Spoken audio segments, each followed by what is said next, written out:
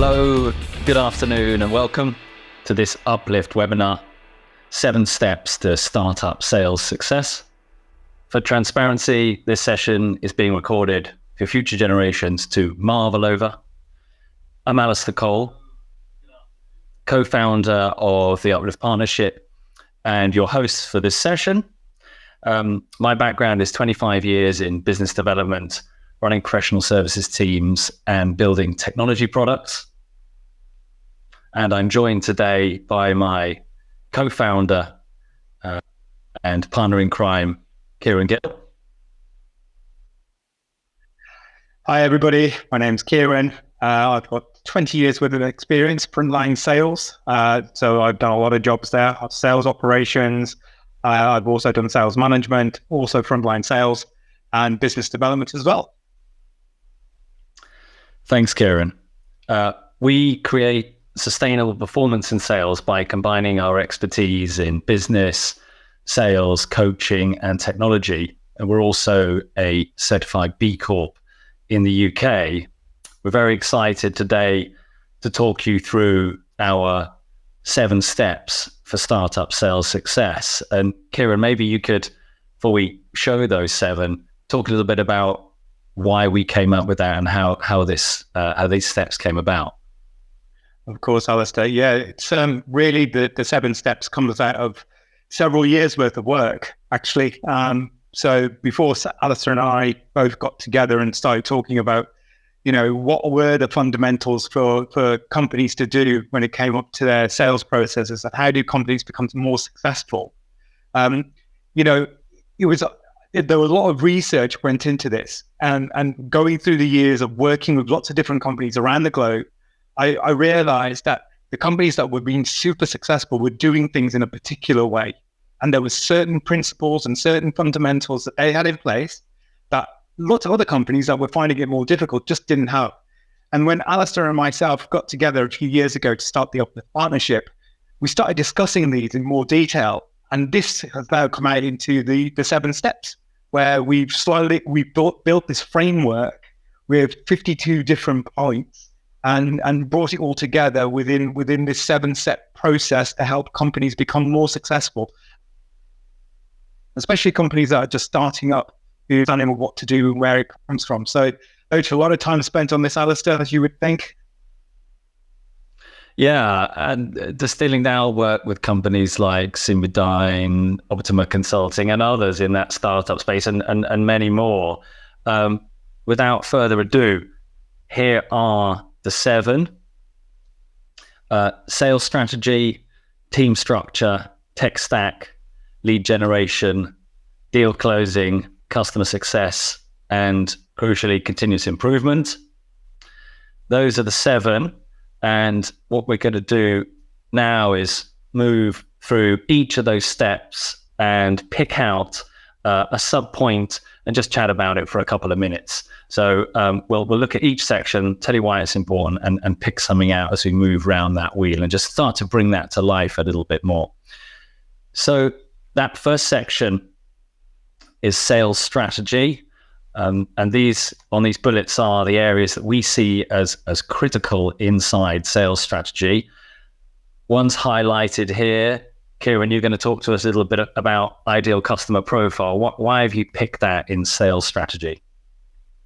Well, when it comes to sales strategy, these are all important, the ones that you can see on the screen. But when it comes to ideal customer profile,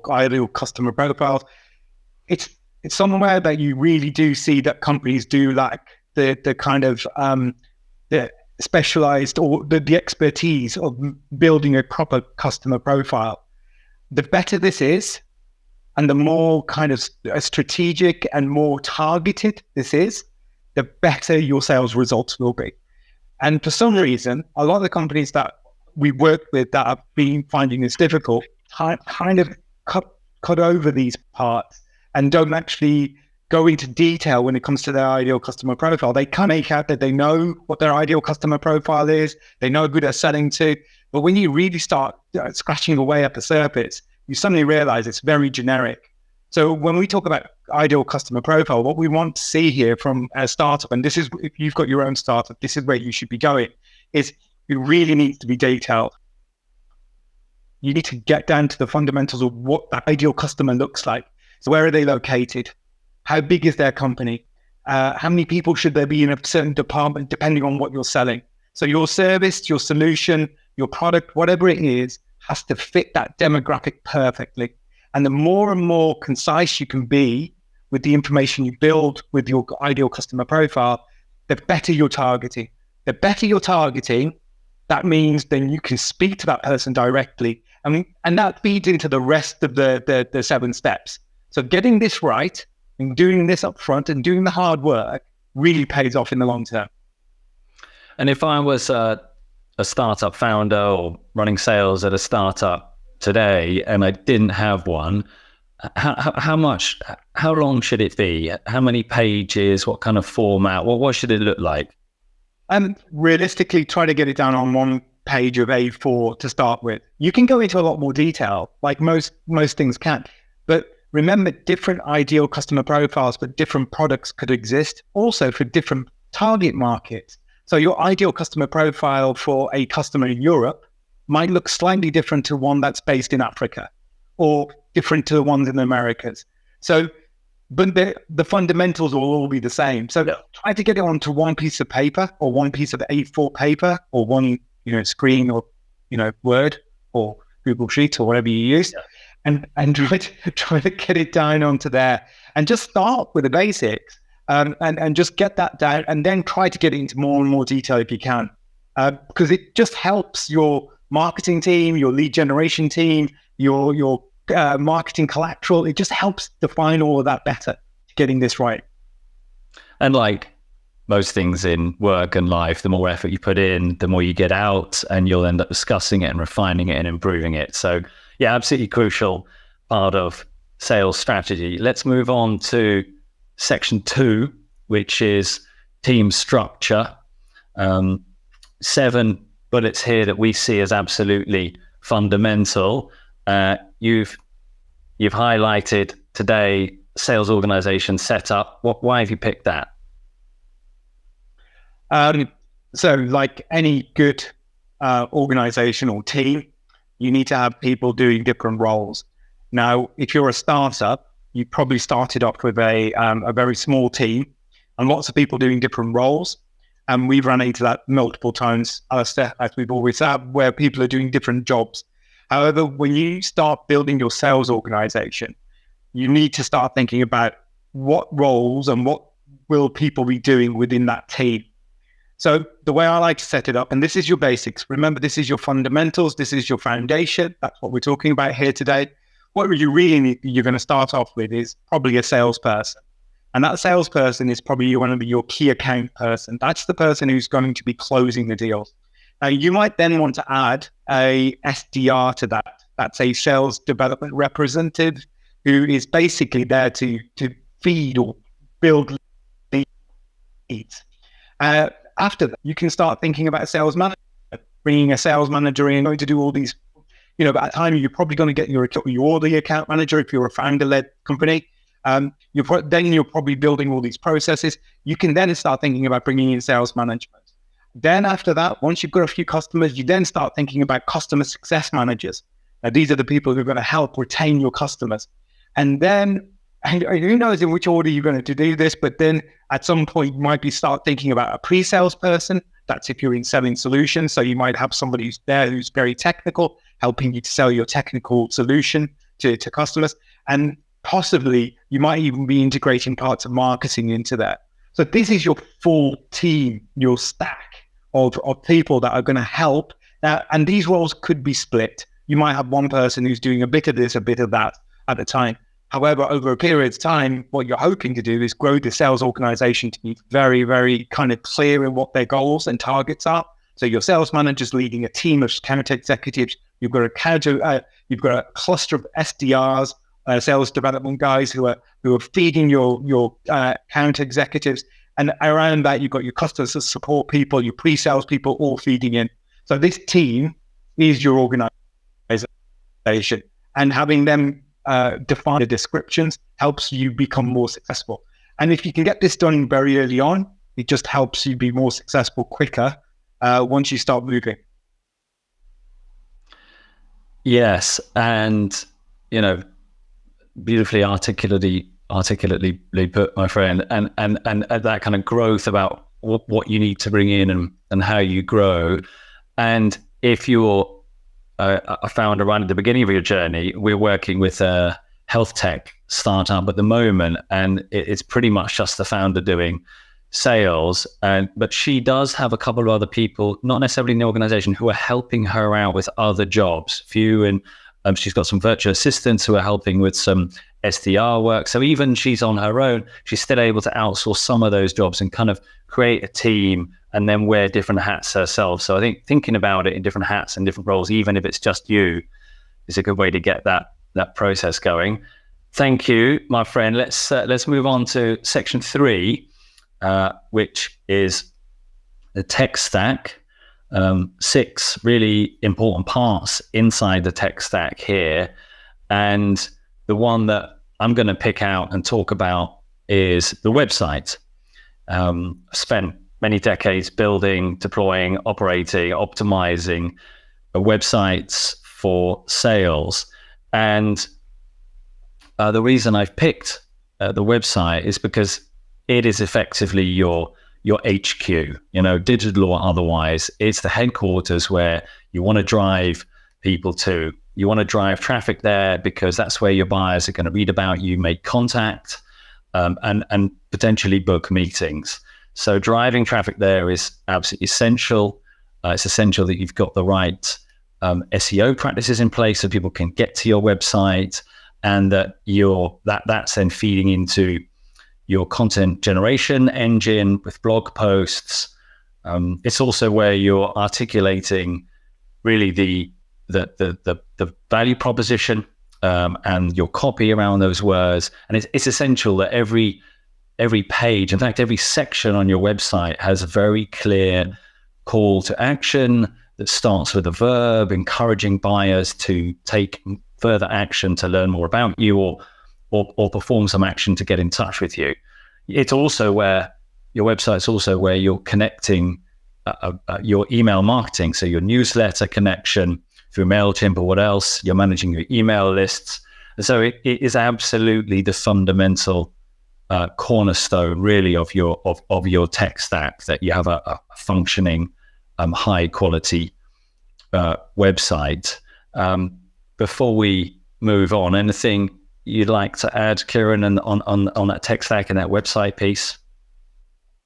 Well, it's more of a question for you, Alastair. So how important is a well-defined customer, ideal customer profile for you if you were designing a website? Well, yeah, absolutely critical, because I want to be able to look specifically, start with a landing page. So if you're running a campaign and going after ideal customer profile 2, say, then the landing page from that campaign on your website's got to be tailored, not just to reflect the creative and the copy from the campaign, but also to engage directly and specifically with ideal customer profile number 2. And then their journey from that landing page into the rest of the website needs to be smooth as well, so they can get to other collateral and continue their journey. So these things are all tied up. A website, absolutely critical. The 4th step around the wheel is lead generation. And we've picked out people here, absolutely critical. Kiran, tell us, let's start. What's an SDR? So we touched on this in section number 2, where I was talking about your team. So an SDR is a very specialist role, and it's probably really come to it's quite a big role now, but 5-6 years ago, it was a very American side of things, but we're now catching up in Europe. An SDR is a sales development representative. These people are lead generation experts. That's what they're there for. They are basically finding leads for your account executives to close. And their jobs they're very social. They tend to be social settings, so they're spending a lot of time on social networks.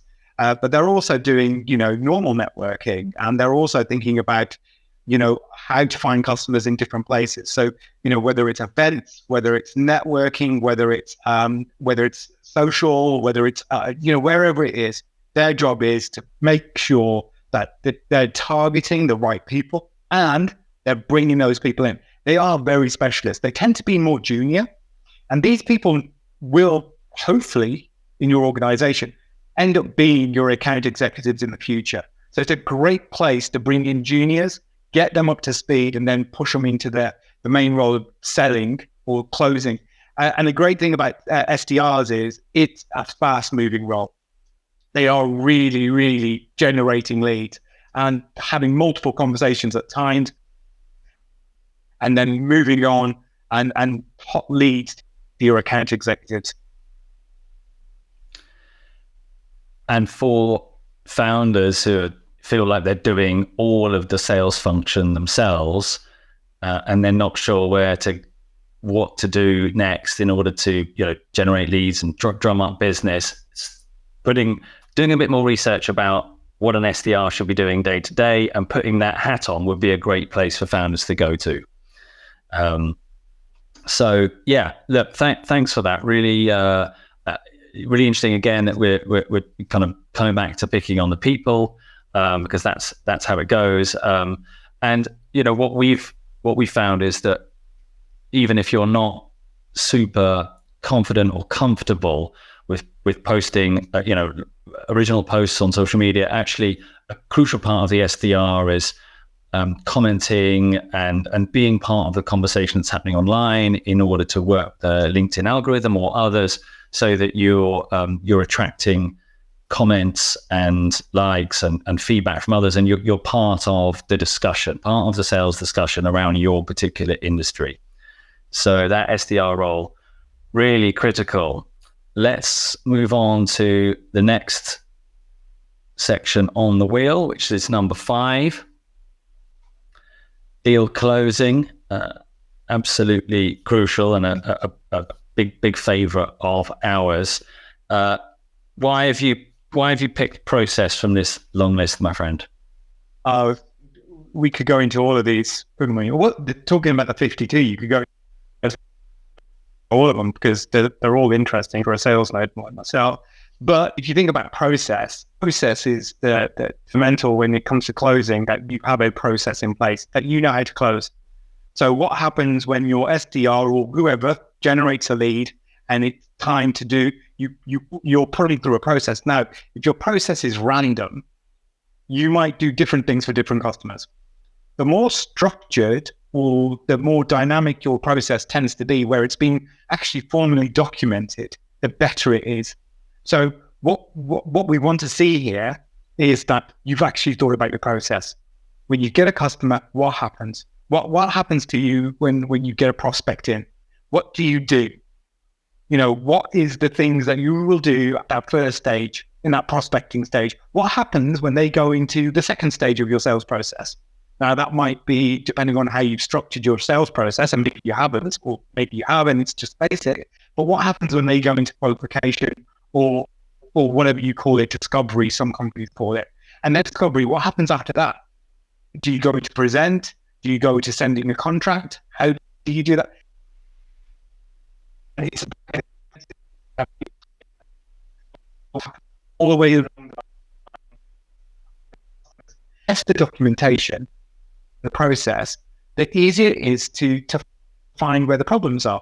Nothing's perfect. So what you're looking for is you document the process, you put people through the process, and you might find that there might be bottlenecks within that process. And as the bottlenecks turn up, you're able to resolve those. And you'll find no other problems, but what you want to do is keep to a process. And depending on what you're selling, who you're selling it to, where you're selling it, you'll have different processes. So somebody who's buying from you directly on the net, from the web, might have one process. Somebody that you're selling to face-to-face might have a different process. So you might have multiple sales processes working at the same time. And your job as a sales expert or a sales manager within your company is to make sure that the right customer is in the right place in the right process and the right things are being done for that person to make sure that the sale happens. I'm working with a lot of founders. We've discovered that there can be a bit of reluctance about kind of formalizing. They feel like they're doing the right things at the right time, and they kind of inherently feel like they know what's next. And actually, it's been quite challenging to get them to see the value of putting a more formalized structured process in place. But once they do that and they have the right steps, then actually that stimulates discussion about, well, is this opportunity in step one or step two? And then how should their behavior and their approach be tailored to that opportunity once it's in a different stage? Actually, it feels like it's kind of could be considered a waste of time, but actually that formalization then stimulates discussion and more rigor and a better all-round approach to sales. So yeah, we've seen lots of founders benefit from creating that process in their how they go about closing their opportunities. Wonderful. And once that opportunity has landed and the buyer's on board and they're a paid up customer, which is fantastic. That's what we're driving towards. Then it's about how do we ensure that they are a successful customer for the business, which moves us into section 6, around the wheel, customer success. And we've picked marketing collateral to focus on. And that is something that I'm particularly passionate about, trying to ensure that even though they're now a customer, they've not been forgotten about, and they're being treated in exactly the same way as they would be before closing, in terms of sharing great content and thought leadership with them. And the kinds of themes that you might consider using to engage customers or existing customers is maybe looking at the ongoing struggles they have in their marketplace, looking at the real problems that they face on a day-to-day basis, what's keeping them awake at night, and trying to empathize with those struggles, and bringing humor in. Another theme of marketing collateral you might use for existing customers is the desires. Where do they want to be? What's the potential that they could unlock in their role, their current role, using your product or service? So that's about thinking about what ideal customer profile are they? What are their dreams and desires? And again, using real life stories to try and engage them and keep them abreast of what your products and service could do in terms of achieving their desires. And then another theme, which might feel quite obvious, is talking about your product. So new features and benefits that are coming out in your product, or new elements of your service, testimonials, case studies from other existing customers, which might spark new ways for them to engage and either upsell or cross-sell them. So creating really good marketing collateral for existing customers is really important. The 7th and final step is continuous improvement. 4 bullets inside this section. Why have you picked sales pipeline analysis, my friend? So if we think about the 7 steps, what we've done now, and if you've gone through, I know we picked out certain points of the 7 steps and spoken earlier about 1 or 2 things as we've gone around, but if you've done this correctly, or you're all doing this, if you have got a company and you're selling something, you're going to have data, and that data turns into your sales pipeline. Now, you will find, like I said in the section about deal closing, that you might have bottlenecks within your process. And this is a great place where you, in continuous improvement, what you're trying to do, the 7th and the final step that brings you back around, what you're trying to do here is to analyze your data and to make sure that you understand what's happening. So have you got enough leads coming in? Now, you might not have enough leads coming in, and the reason that might be is because your ideal customer profile isn't strong enough, or you're not targeting the right people. So you can do something about it. And this is why analyzing your sales plan is so important, because what you will do once you have the data, you will see, depending on your solution, depending on what you're selling, to different markets, because you will have multiple pipelines, you will start seeing anomalies or problems. And your job as a sales manager or as a founder is to make sure that you deal with these so that it can be as fluid as possible, that your sales pipeline isn't getting stuck in places, and that you're addressing problems before they happen. So that's why, as in continuous improvement, I think your sales pipeline analysis is probably one of the most important things that you should be doing at all times. Yeah, thank you. So to go back to the 7 steps, the way we kind of think about it is that those first 3 set the foundations, the sales strategy, getting the right team in place, and the tech stack. And the next 3 are really the execution of your sales function and how it should operate. So generating leads, closing deals, and ensuring customer success. And then the 7th, continuous improvement, is about refining, improving, and optimizing those previous 6, and ensuring that you're reviewing on a regular basis and improving. So that's it. A whistle stop tour around the 7 sections. And we've picked 7 out there. There's 52 that sit under the 7. And actually those 52 and those 7 sections are also the cornerstone or the backbone of our 360-degree sales diagnostic that we run. And we sit down with clients for a one-on-one, an hour's one-on-one, and it's a Q&A session. And after that, we combine insights from this session and our desk research to create a detailed 360-degree sales diagnostic score. And based on our assessment, we make tailored recommendations in the areas we believe will make the most impact to your business. And after you've received that report, we follow up with a 60-minute show and tell to talk through that. And any questions you've got, if you head over to theupliftpartnership.com/360, you can sign up and start moving towards your own score today. We're taking increasing numbers of startups through the 360. It's getting smoother and slicker. We're enjoying it and loving seeing the results of producing a score for a startup, and then our recommendations about what they should do next, either themselves, with somebody else, or with us. So take a look at that. And our next live event will be the next recording of the Sales Scoop podcast, which is happening 2 weeks today on the 12th of September. Our focus 2 weeks today is startup sales goals. So we're looking at that sales strategy, specifically overall sales goals, and how startups and sales leaders can set themselves up for success. So it's the same time, 2 weeks today. You'll be able to find that event on LinkedIn after this webinar's finished.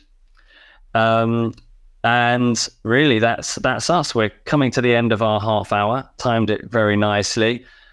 Thank you, Kiran, for all of your insights and thoughts and choosing those 7 inside the 52. Any final words from you, my friend? If there's any questions, or if you want any more information, or just to have a chat about where you are, please reach out to either myself or Alastair. Always happy to talk about anything about sales, and anything I can help with. Always happy to give you a guiding kind of information or anything that you need. But other than that, Alastair and I, have a great rest of the week, everybody. Yeah. Well, thanks very much for tuning in and watching, everybody, in the comments on LinkedIn. It's been a great half hour. I hope that made sense in terms of the 7 steps for startup sales success. We'll see you for our next live event in 2 weeks. Thanks very much, everybody. Thanks, Kiran. Bye.